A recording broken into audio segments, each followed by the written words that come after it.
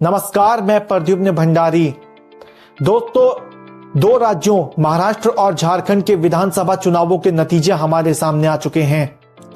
दोस्तों, जहां झारखंड में एक बार फिर हेमंत सोरेन के नेतृत्व वाली कांग्रेस जेएमएम गठबंधन की सरकार सत्ता में वापस आ रही है, तो वहीं महाराष्ट्र के चुनावी नतीजों ने सबको चौंका कर रख दिया। दोस्तों, बात करें अगर झारखंड की, तो झारखंड में कांग्रेस जेएमएम के गठबंधन वाली जो सरकार है वो एक बार फिर सत्ता में वापस आ रही है। अगर सीटों की बात की जाए तो कांग्रेस जेएमएम के गठबंधन को 56 सीटें मिली हैं, वहीं बीजेपी आगासू गठबंधन को महज 23 सीटें मिली हैं और 2 सीटें अन्य के खाते में गई।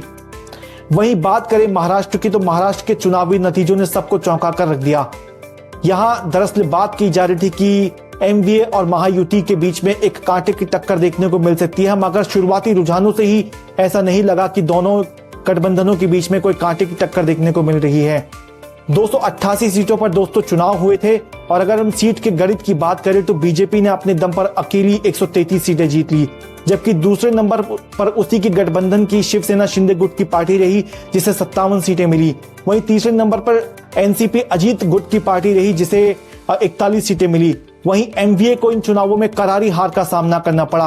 अगर एमवीए की सीटों की बात की जाए तो उसे महज 48 सीटें मिली, जिसमें सबसे बड़ी पार्टी शिवसेना उद्धव ठाकरे गुट रही जिसे 20 सीटें मिली। वहीं दूसरे नंबर पर कांग्रेस रही जिसे 16 सीटें मिली। तीसरे नंबर पर अगर हम बात करें तो एनसीपी शरद पवार की जो गुट है उसकी पार्टी रही जिसे 10 सीटें मिली। वहीं एसपी को महज 2 सीटें मिली और 10 सीटें अन्य के खाते में गई। इसके बाद दरअसल कई सारी बातें कही जा रही हैं, मगर कुछ कारण जिससे ये दोनों सरकारें जो है एक बार फिर सत्ता में वापस आई वो मैं आपको बता देता हूं। दरअसल फ्रीबीज जिसकी बात हो रही है, बहुत लंबे समय से मुफ्तखोरी की बात हो रही है, वो एक बहुत बड़ा कारण रहा।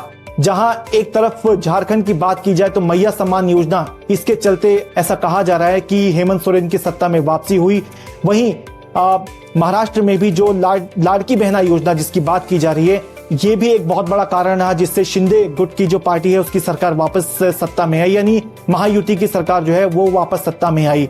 हालांकि महाराष्ट्र में मुख्यमंत्री कौन बनेगा ये अभी एक प्रश्न का विषय, इस पर अभी एक प्रश्न चिन्ह लगा पड़ा है, क्योंकि कई सारे कारण इसके पीछे बताए जा रहे हैं। तीनों पार्टियां साथ में बैठकर बात करेंगी, ऐसा गृह मंत्री अमित शाह ने भी कहा था जब उनसे इस मुद्दे पर सवाल पूछे गए थे। तो दोस्तों, ये दोनों पार्टियां अब सत्ता में वापस आ चुकी हैं। देखने लायक बात रहेगा कि मुख्यमंत्री कौन बनता है। वैसा आपका इन चुनावी नतीजों पर क्या कहना है, आप हमें कमेंट बॉक्स में बताइए। वीडियो को लाइक कीजिए और हमारे चैनल इनसाइडर इनसाइड न्यूज को सब्सक्राइब कीजिए। नमस्कार।